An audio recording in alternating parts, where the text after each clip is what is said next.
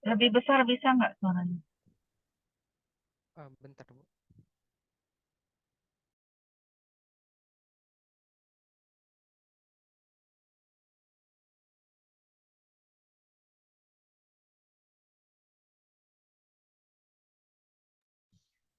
Halo, tes, tes. Ya, Apakah ya. Silakan lanjut. baik? Selamat sore semuanya. Kami dari kelompok 2 akan membahas tentang spek City yang beranggotakan. Boleh next slide. Saya sendiri Nabil Fikya selaku moderator dan ada Alisa Zanura Khairani, Rahmailia, Reza Madani, Jasmine Aila Fitri Daulay, Yufa Pramudiana Zukwar, dan Erinda Arlanti. Sebelum membahas lebih dalam tentang spek City ini, alangkah baiknya kita untuk mengenal dulu apa itu spek City. Alat spek City itu penggabungan dari dua teknologi pencitraan media, yaitu spek dan City. Spek adalah single photon emission computed tomografi, dan City yaitu komputer tomografi untuk menghasilkan gambaran yang lebih lengkap tentang fungsi dan struktur tubuh manusia. Proses pencitraan spek City dan City dapat dilakukan secara berurutan dengan beberapa sistem yang memerlukan perpindahan pasien antara posisi spek City dan City. Sementara sistem lain memungkinkan kedua pencitraan dilakukan tanpa perpindahan meja. Boleh next slide. Untuk sejarah itu akan selanjutnya akan dijelaskan oleh Jasmine. Dan Jasmine disilahkan. Baik, terima kasih Nabil. Sejarah perkembangan spek City, yaitu konsep menggabungkan gambar planar dari dua modalitas sudah ada sejak tahun 1960-an, bahkan sebelum mesin City ditemukan. Namun perangkat lunak untuk pencitraan fusi mulai berkembang pada akhir tahun 1980-an.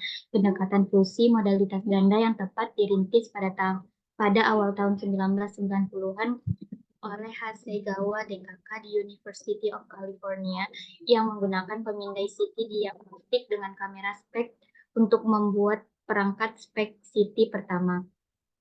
Namun, spek CT komersial pertama diperkenalkan pada tahun 1999 oleh General Electric atau The Hawkeye menggunakan sumber sinar X berdaya rendah dengan kamera spek konvensional. Perkembangan spek CT telah meningkatkan sensitivitas dan keyakinan bahwa banyak penyelidikan kedokteran nuklir dapat diinterpretasikan.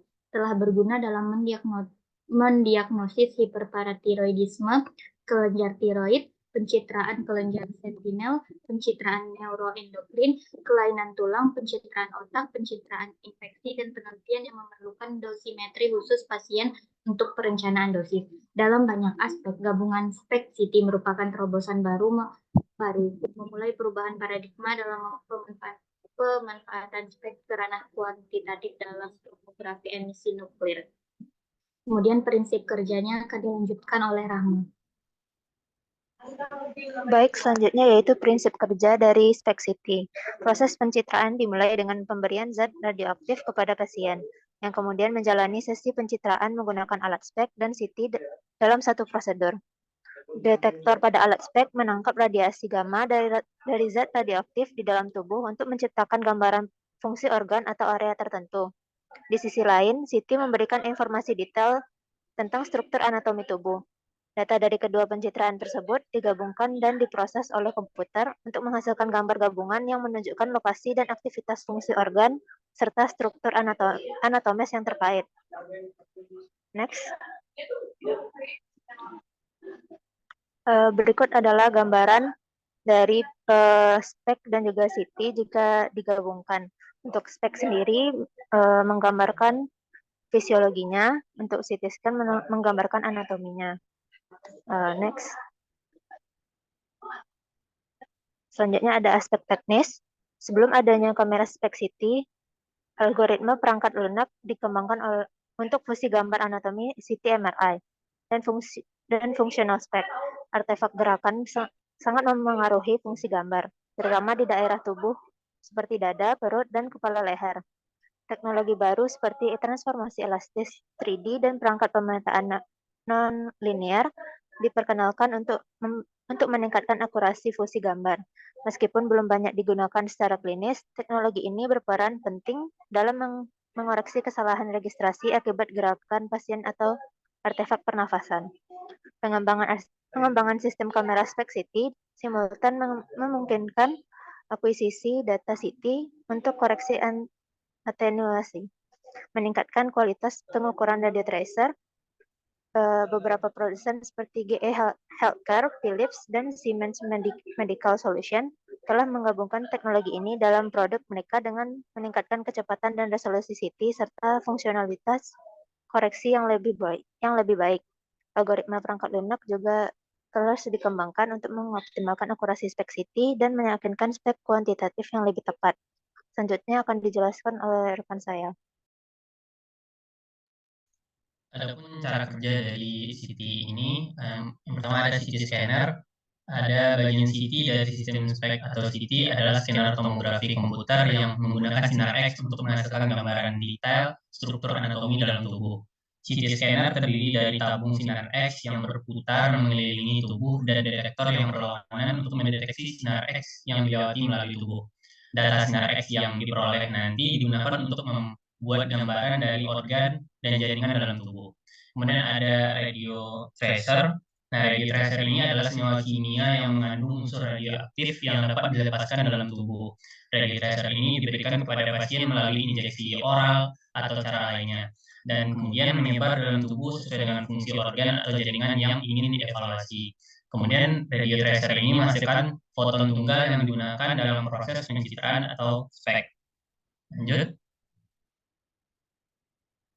Nah, kemudian ada spek dan detektor gamma. Untuk spek, bagian spek dari sistem spek atau CT menggunakan radio tracer yang menghasilkan foton tunggal untuk memvisualisasikan fungsi fisiologis organ atau jaringan dalam tubuh.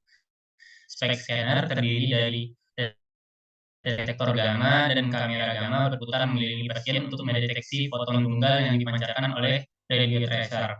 Data yang diperoleh dari detektor gamma digunakan untuk membuat gambaran 3 dimensi dari distribusi radio tracer di dalam organ tubuh atau jaringan tertentu. Untuk detektor gamma adalah sensor yang digunakan untuk mendeteksi foton tunggal yang dipancarkan oleh radio tracer. Detektor ini biasanya terdiri dari kristal detektor, scintillation yang sensitif terhadap foton gamma, dan photomultiplier cube atau PMT atau detektor semikonduktor untuk mengubah foton yang dihasilkan menjadi sinyal listrik. Untuk slide selanjutnya dijelaskan oleh rekan saya. Selanjutnya ada rotating gamma kamera. Kamera gamma berputar mengelilingi pasien dan detektor. Rotasi kamera memungkinkan pengambilan gambar dari berbagai sudut di sekitar tubuh. Gamma kamera itu terdiri dari kolimator, yaitu untuk meluruskan sinar agar terkumpul semua. Semakin banyak kolimator, maka nanti resolusi yang dihasilkannya semakin tinggi. Bisa ada scintillator, ada photomultiplier tubes atau PMT untuk memperbanyak sinar menjadi banyak sehingga gambarnya lebih besar. Lalu ada komputer untuk memproses gambar lalu ditampilkan ke layar. Ini adalah contoh alat dari spek CT. Slide selanjutnya akan dijelaskan oleh Kak Lili.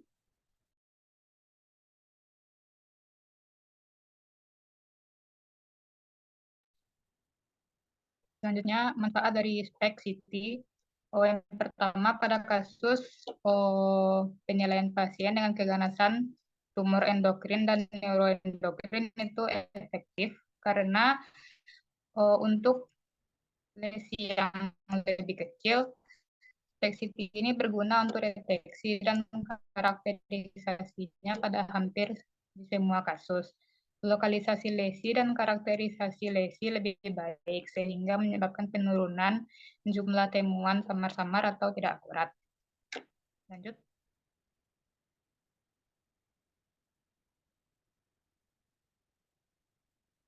Manfaat berikutnya yaitu untuk bone imaging.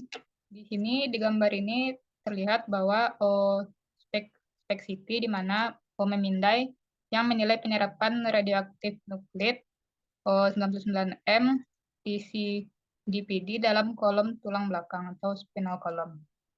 Lanjut.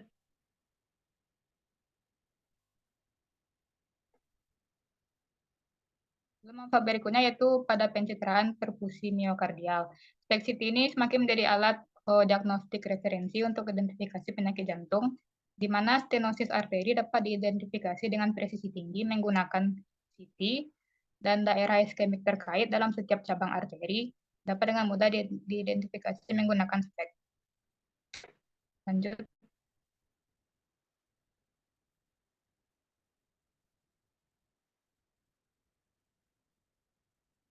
Lalu manfaat lain dari SPECT dan CT ini ada membantu mendiagnosis kelainan yang sudah dideteksi dengan tes lain. SPECT CT dapat membantu mendiagnosis kelainan yang sudah dideteksi dengan tes lain, seperti infeksi tulang, kelainan neurologis, dan kelainan endokrin. Lalu manfaatnya yaitu untuk membantu prosedur medis. SPECT CT dapat digunakan untuk memandu prosedur medis seperti biopsi dan operasi. Lalu manfaat lainnya ada memantau respon terhadap pengobatan. SPECT CT dapat digunakan untuk memantau respon pasien terhadap pengobatan, sehingga dokter dapat menyesuaikan rencana perawatan sesuai kebutuhan. Untuk selanjutnya akan dijelaskan oleh Dinda. Baik, selanjutnya itu ada kelemahan SPECT CT atau CT. Yang pertama tuh biayanya yang mahal, peralatan dan perawatannya. Yang kedua ada meskipun dosisnya radiasi yang diberikan pada pasien biasanya kecil, SPECT CT ini masih melibatkan paparan radiasi yang merupakan kekhawatiran terutama pada pasien yang rentan terhadap radiasi. Yang ketiga ada proses pemindaian yang memakan waktu, terutama karena membutuhkan beberapa tahap pemrosesan gambar. Yang keempat, adanya kontras yang rendah yang dapat mengurangi kejelasan gambar. Mungkin sekian untuk kelemahan, bisa dikembalikan ke moderator. Baik, terima kasih. Mungkin tadi sudah dibahas tentang pengertian, sejarah, prinsip, cara kerja, manfaat, serta kelemahan. Nah, mungkin sekian presentasi dari kelompok 2. Untuk sesi pertanyaan mungkin boleh dibuka. Apakah ada dari teman-teman yang ingin bertanya? Mulai dari kelompok 1, silakan ajukan pertanyaan kelompok 1. Baik. Dari teman-teman kelompok 1 mungkin boleh.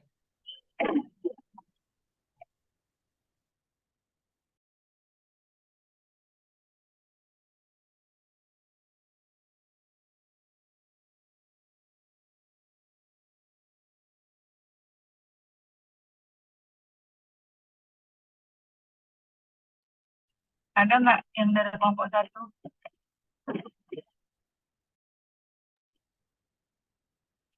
Kalau tidak ada, lanjut kelompok 2. Kelompok 3.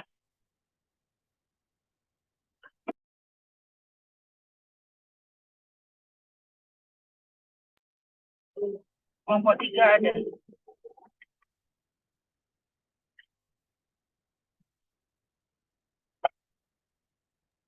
Izin Bu, ya, izin untuk kelompok 1 mungkin dari kelompok 3 izin mewakili, izin bertanya, untuk efek samping yang lainnya dari SPECT atau ini apa ya?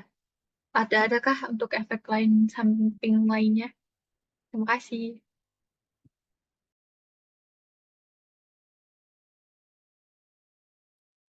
Baik, terima kasih Umi. Silakan dijawab. Oh baik, sebentar Bu.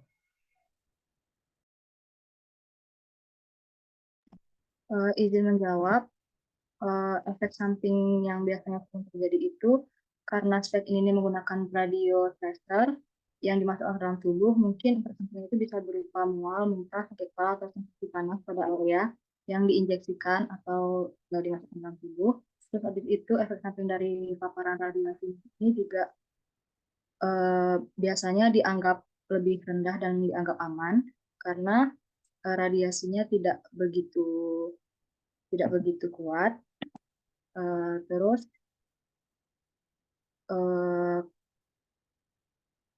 dan ada beberapa reaksi alergi juga.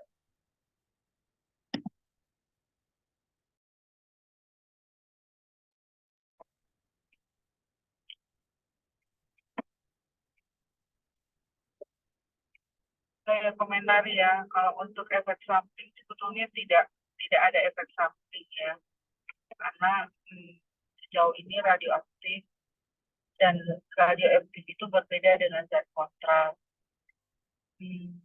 Jadi yang ada itu adalah kontraindikasi, artinya tidak boleh diberikan pada individu dan tubuh. Ya, yang efek sampingnya sih tidak ada. Yang boleh dikatakan sejauh ini tidak menimbulkan alergi karena dia bukan zat kontras. Ya. Kelompok 4, silakan bertanya.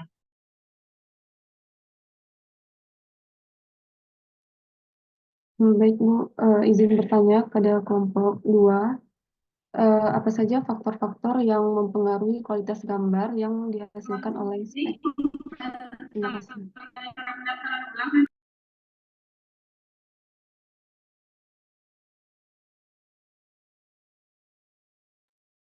Silakan dijawab.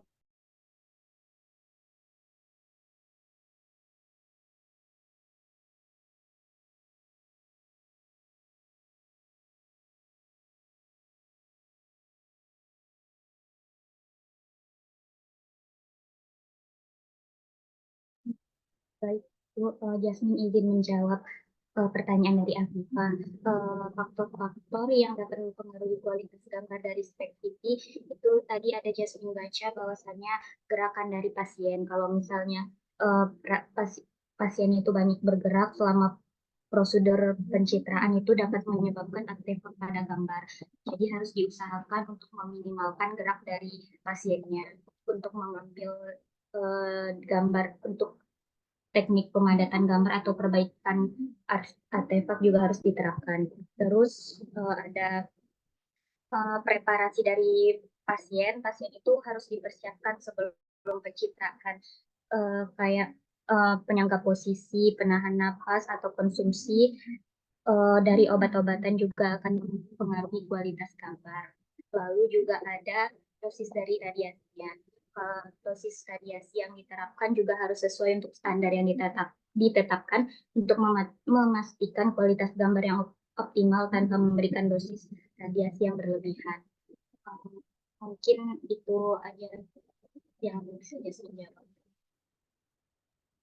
Saya tambahkan sedikit ya, selain dari yang bukan itu, kualitas gambar dipengaruhi oleh kualitas radiofarmaka yang diberikan. Ya. Grup 3 ya, grup 4, kelompok 4, silakan bertanya. Ini kelompok 4 ya, kelompok 5.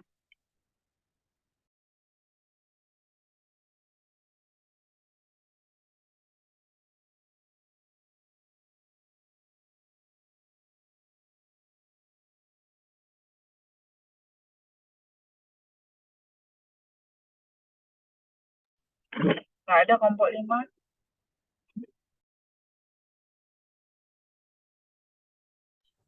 Izin, Bu. Dari kelompok 5 itu pertanyaannya, jenis radioisotop apa yang digunakan dalam spek dan bagaimana memilih radioisotop tersebut? Terima kasih.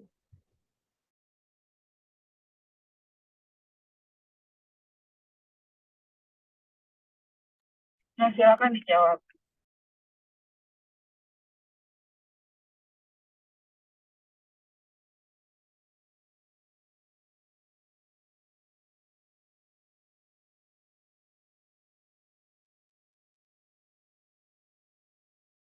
Izin Widya, apakah boleh diulang pertanyaannya?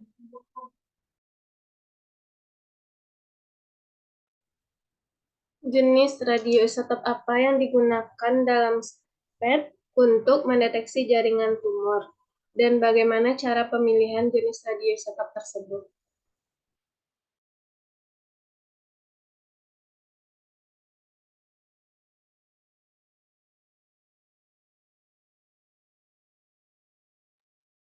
Izin menjawab. Pertama itu kita identifikasi dulu klinisnya apa. Kita ingin memeriksa fungsi organ yang mana. Misalnya untuk jenis radioisotop teknetium 99 itu biasa digunakan untuk tumor tulang. Terus habis itu ada iodin 123 biasanya untuk penyakit tiroid. Terus ada iodin 131 juga untuk metastasis kanker. Terus habis itu ada juga indium 131 untuk radiofarmaceutical.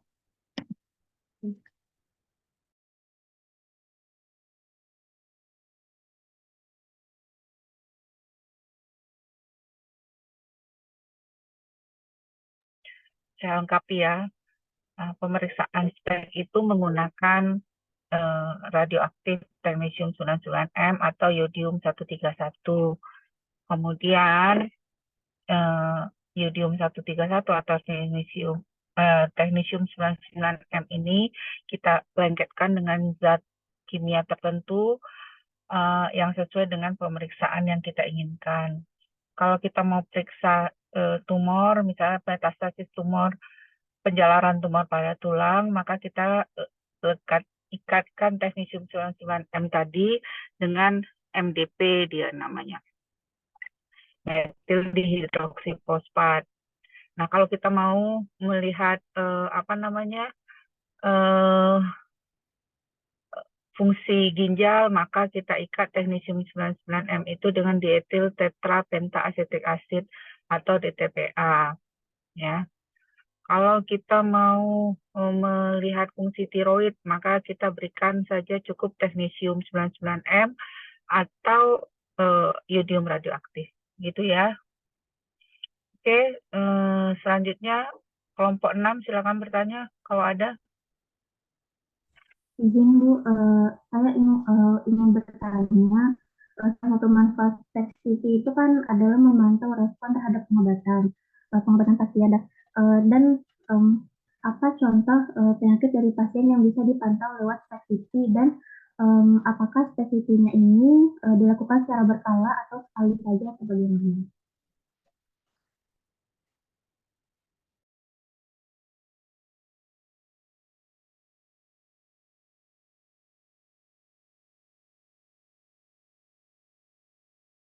Ya, silakan dijawab. Bisa dipahami nggak pertanyaannya?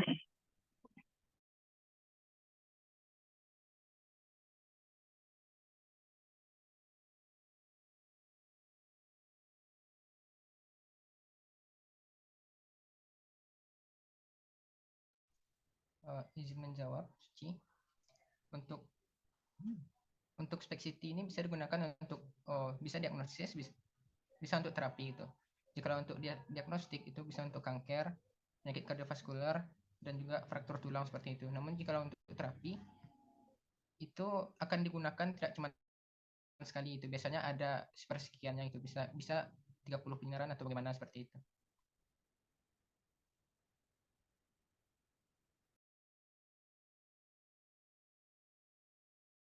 Baik, terima kasih Nabil.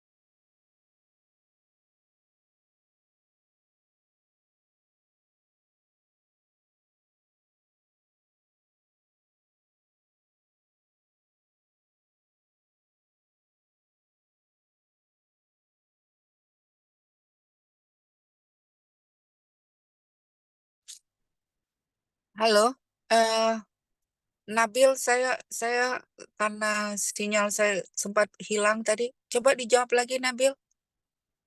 Baik. Untuk SPECT-CT itu bisa diagnostik dan juga untuk terapi itu. Jadi kalau untuk diagnostik seperti kanker kardiovaskular itu cuma sebatas diagnosisnya. Namun jika untuk terapi dan juga penyembuhan itu tidak hanya sekali pemakaian itu, namun berkali-kali.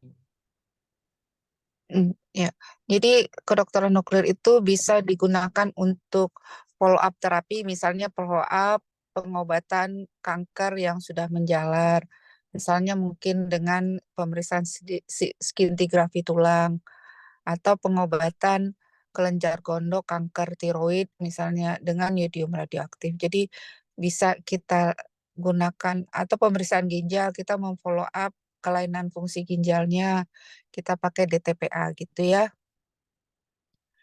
Oke, selanjutnya kelompok 3. Silakan presentasi. Baik, Ibu.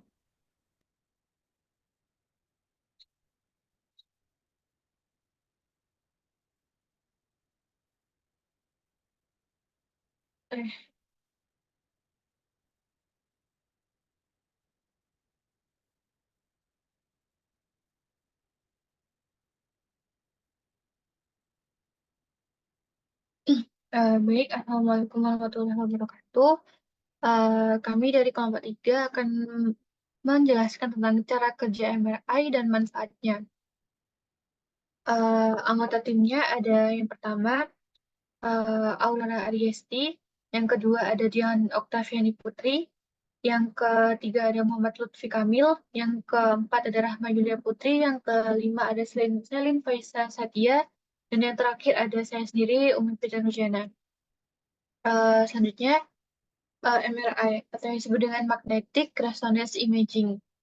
MRI adalah teknik pencitraan medis yang digunakan dalam radiologi untuk menghasilkan gambaran tentang anatomi dan proses fisiologi dalam tubuh. Pemeriksaan MRI menggunakan medan magnet yang kuat, gradien medan magnet, dan gelombang radio untuk menghasilkan gambar organ-organ dalam tubuh. MRI tidak melibatkan sinar X atau radiasi ionisasi. Lalu, pemeriksaan MRI mempunyai keunggulan dibandingkan modalitas pencitraan diagnosis lainnya, karena menggunakan radiasi non-ionisasi bersifat non-invasif dan menghasilkan resolusi yang tinggi pada jaringan lunak, serta memungkinkan pencitraan dari berbagai arah irisan pada segala bidang. Selanjutnya akan dijelaskan oleh Awa. Prinsip dari MRI itu struktur atom hidrogen dalam tubuh manusia saat di luar medan magnet mempunyai arah yang acak dan tidak membentuk keseimbangan. Kemudian saat diletakkan dalam alat MRI itu maka atom H akan sejajar dengan arah medan magnet. Kemudian arah spinning atau processing akan sejajar dengan arah medan magnet saat diberikan frekuensi radio. Maka atom H akan mengabsorpsi energi dari frekuensi radio tersebut. Akibatnya, dengan bertambahnya energi, atom H akan mengalami pembelokan, sedangkan besarnya pembelokan arah itu dipengaruhi oleh besarnya dan lamanya energi radio frekuensi yang diberikan. Sewaktu radio frekuensi dihentikan, maka atom H akan sejajar kembali dengan arah medan magnet. Pada saat kembali inilah, atom H akan memancarkan energi yang dimilikinya. Kemudian energi yang berupa sinyal tersebut dideteksi dengan detektor yang khusus dan diperkuat. Selanjutnya, komputer akan mengolah dan mengkonstruksi citra berdasarkan sinyal yang diperoleh dari berbagai irisan. Tujuan dari MRI itu untuk mengetahui karakteristik morfologi atau lokasi, ukuran, bentuk, perluasan, dan lain-lain dari keadaan patologis. Kemudian dapat diperoleh dengan menilai salah satu atau kombinasi gambaran penampang tubuh. Next. Jenis pemeriksaan MRI sesuai dengan organ yang akan dilihat. Yang pertama itu pemeriksaan kepala untuk melihat kelainan pada kelenjar pituitari, lubang telinga dalam, rongga mata. Kemudian yang kedua pemeriksaan otak untuk mendeteksi stroke atau infark, gambaran fungsi otak, pendarahan, infeksi, tumor, kelainan bawaan, kelainan pembuluh darah seperti aneurisma, angioma, proses degeneratif, atrofi. Yang ketiga itu pemeriksaan tulang belakang untuk melihat proses degenerasi, tumor, infeksi, trauma, dan kelainan bawaan. Yang keempat, pemeriksaan muskuloskeletal untuk organ lutut, bahu, siku, pergelangan tangan, pergelangan kaki untuk mendeteksi robekan tulang tulang rawan, tendon, ligamen, tumor, infeksi. Yang kelima itu ada pemeriksaan abdomen untuk melihat hati, ginjal, kantong, dan saluran empedu, pankreas, limfa, organ ginekologis, prostat, dan buli-buli. Selanjutnya akan dijelaskan oleh Salim. Selanjutnya yaitu instrumen MRI.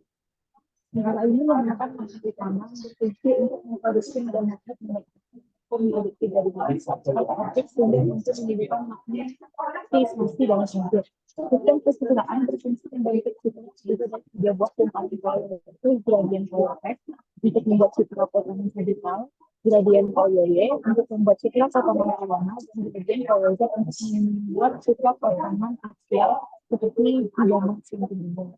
Bila gradien POX, Y, dan Z bekerja secara bersamaan, maka berbentuk potongan publik.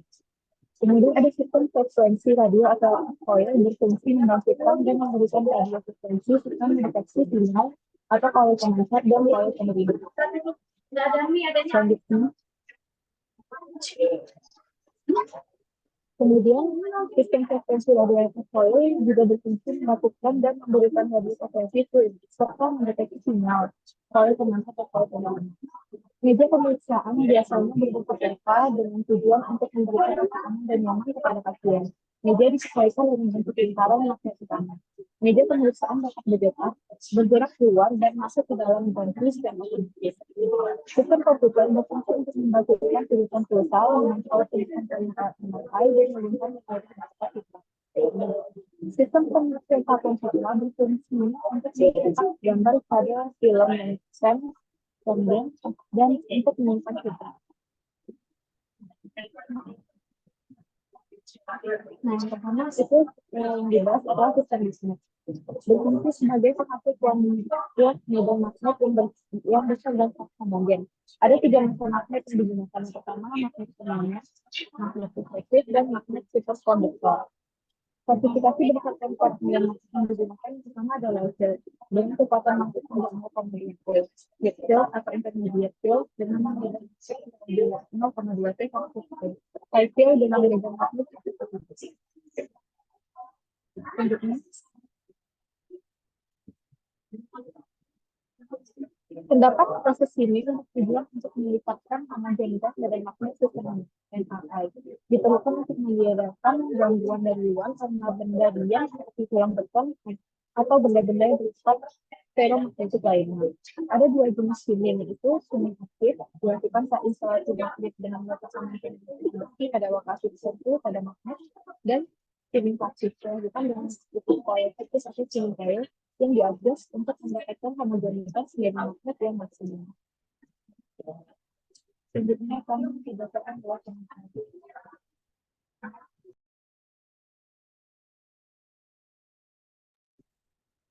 Instrumen MRI yang kedua adalah sistem gradien, di mana sistem gradien ini terdiri dari beberapa macam.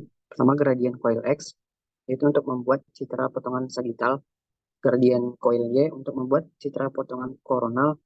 Gradien coil Z untuk membuat citra potongan aksial. Kemudian, bila gradien coil X, Y, dan Z bekerja secara bersamaan, maka akan terbentuk potongan objek. Next. Nah, untuk sistem gradien itu terdiri dari berbagai coil. Pertama itu RF coil, karena berfungsi untuk membangkitkan dan memberikan radio frekuensi serta mendeteksi sinyal. Coil pemancar dan coil penerima. Kemudian ada surface coil atau local coil, karena kumparan ini umumnya diposisikan hampir melekat dengan objek yang akan diperiksa. Yang terakhir yaitu ada body coil, digunakan sebagai antena pemancar sinyal, dan local coil digunakan sebagai antena penerima sinyal. Next. Nah, untuk yang pertama itu body coil, berbentuk lingkaran dan berada tetap dalam gantry, yang mana body coil ini akan memancarkan RF untuk semua jenis pemeriksaan dan menerima sinyal pada objek tubuh yang besar.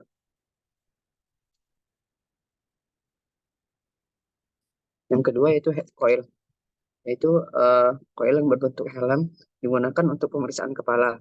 Coil ini berfungsi untuk menerima sinyal pada pemeriksaan kepala, sedangkan sinyal RF pemancar diberikan oleh body coil.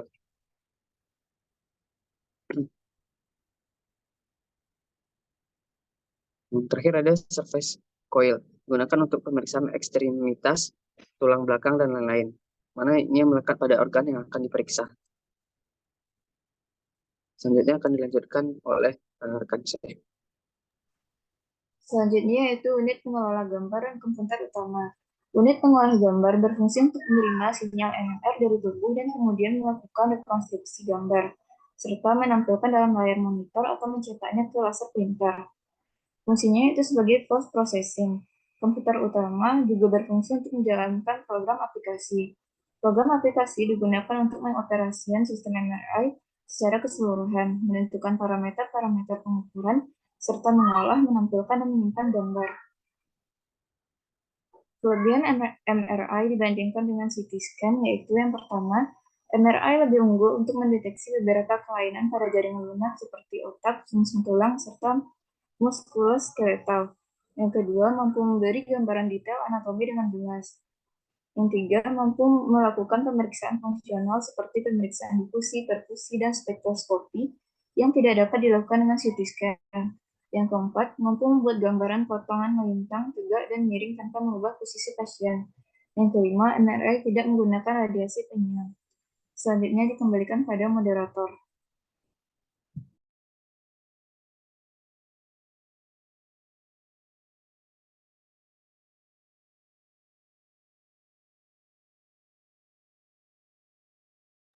Baik, terima kasih. Apakah ada pertanyaan, teman-teman? Mulai dari kelompok 1 dulu ya.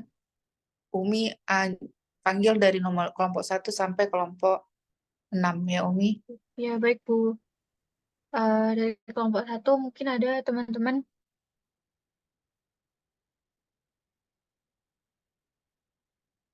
Silakan kepada kelompok 1. Baik. Izin bertanya, Iya, ada 2 orang.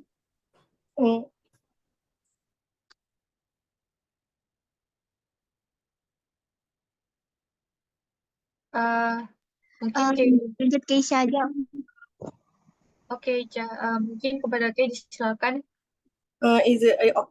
Baik, terima kasih Umi. Sebelumnya izin bertanya sebelum pasien akan diperiksa menggunakan MRI, kira-kira apa yang perlu disiapkan dari si pasiennya sendiri Misalnya, apakah ada pakaian tertentu yang tidak boleh dipasang pada pasien untuk mengurangi bahaya gitu Terima kasih Baik, mungkin izin menjawab, Kay. Mungkin MRI itu menggunakan medan yang kuat ya. Jadi hal ini mengharuskan untuk melepas semua benda yang mengandung logam seperti perhiasan, jam tangan, ikat pinggang, peniti, gigi palsu, dan kacamata. Benda-benda logam itu harus dicopot supaya nggak terdeteksi sama alat-alat MRI tadi. Terus karena nanti kalau misalkan masih dipakai akan menimbulkan bahaya juga. Lalu pastikan juga memberitahu tentang riwayat operasi yang pernah dijalani, terutama kayak ada implan yang terbuat dari logam ditanam di tubuh. Implan tertentu mungkin tidak kompatibel dengan MRI dan bisa berbahaya. Mungkin itu Kay, apakah menjawab? Menjawab terima kasih atas jawabannya. Mungkin dari kelompok 2, adakah yang ingin bertanya?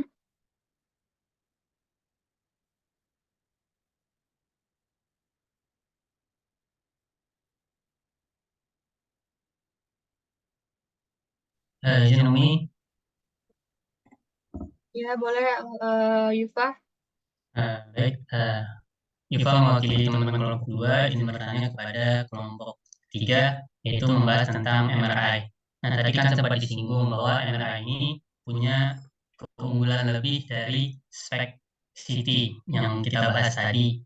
Nah, itu mungkin bisa dijelaskan detailnya seperti apa, kenapa bisa dianggap lebih baik daripada spek atau CT. Kemudian di spek atau CT kita menggunakan semacam radioisotop atau radio tracer. Nah, kalau di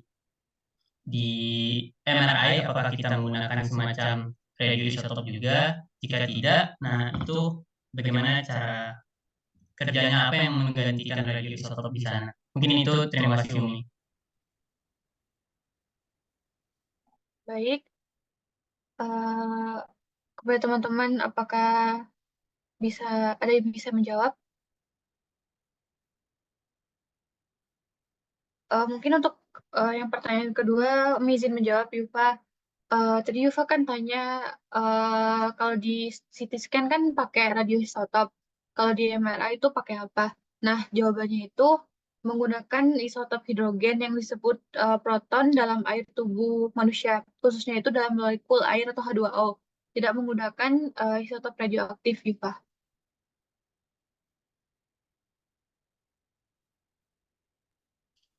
Jadi tidak ada yang perlu diinjeksi ke dalam tubuh si pasien dulu sebelum pemeriksaan MRI-nya berarti Umi, atau bagaimana?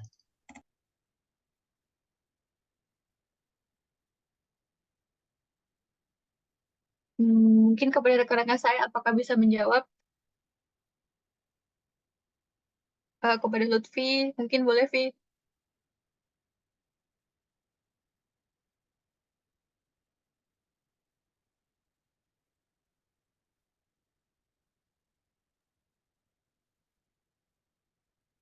Izin menjawab pertanyaan Iva yang pertama tadi. Kelebihan dari MRI dibandingkan CT ada beberapa. Namun sebenarnya masing-masing punya kelebihan. Tapi karena Iva bertanya tadi kelebihan MRI dibanding CT, yang pertama itu MRI ini dia lebih kontras dengan jaringan lunak, sehingga dia lebih unggul dalam memvisualisasikan jaringan-jaringan lunak seperti otak, sumsum tulang belakang, dan organ seperti hati dan ginjal. Kemudian juga MRI ini tidak memerlukan radiasi seperti menggunakan sinar X, sehingga lebih aman untuk digunakan, terutama pada populasi yang rentan terhadap radiasi seperti anak-anak dan wanita hamil. Terus juga MRI ini cenderung lebih sensitif dalam mendeteksi beberapa jenis patologi seperti tumor otak, cedera jaringan lunak, dan perubahan pada struktur otak.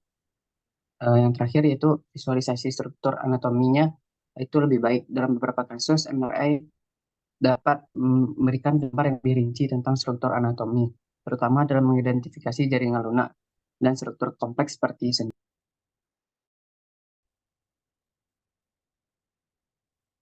Mungkin Umi juga menjawab yang pertanyaan Yufa tadi, yang di MRI itu tidak ada zat radioaktif yang dimasukkan ke dalam tubuh Yufa. Tuh.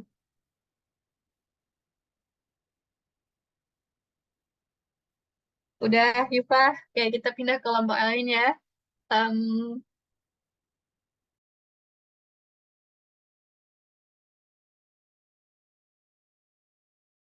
Untuk kelompok 4, kepada kelompok 4 dipersilakan.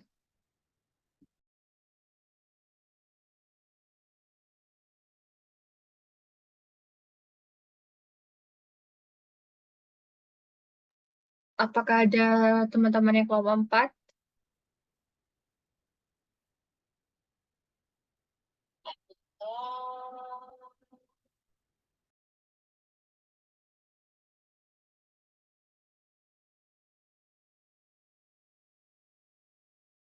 Lanjut kelompok 5 dan 6, Umi.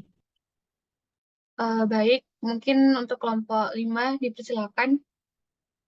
Baik, sebelumnya izin Ibu dan kelompok 3, mungkin bisa sebagai perwakilan kelompok 5 ingin bertanya terkait kan untuk sistem magnet dari MRI ini ada klasifikasi kuat magnetnya. Ada low, ada midfield, sama high. Nah, kalau misalnya MRI ini kita gunakan untuk melihat tumor, kita membutuhkan kuat medan magnet yang mana dan apa alasan memilih kuat medan magnet tersebut. Mungkin itu dari kelompok 5.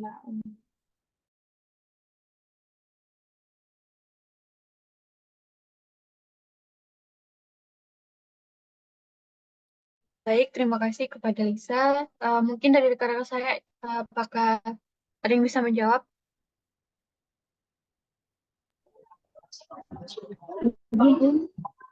Iya, silakan Selin.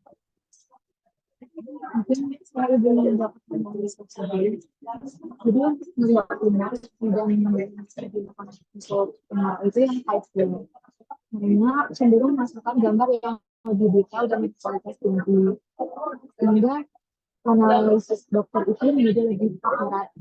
Medan magnet tinggi itu biasanya digunakan tuh minimal 1,5 K atau lebih tinggi. Itu metode sudah. Apakah kita Terima kasih, Sel.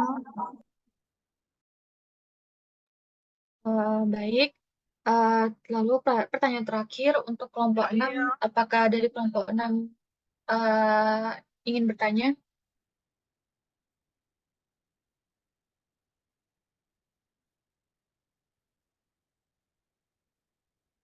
Kelompok 6, apakah ada pertanyaan?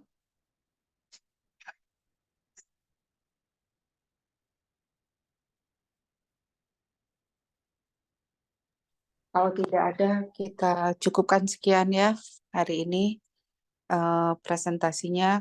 Perlu dicatat ya yang bertanya dan yang menjawab menjadi perhatian bagi saya dan mempengaruhi nilainya. Untuk hari ini demikian aja. Minggu depan kelompok berapa ya? 4-5 ya. Ini berapa kali pertemuan lagi nih? Steffi?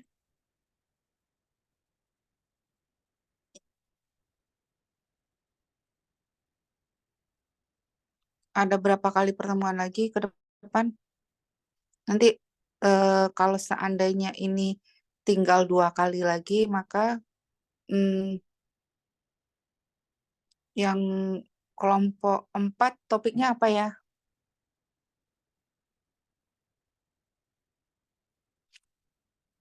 Kelompok 4 topiknya apa?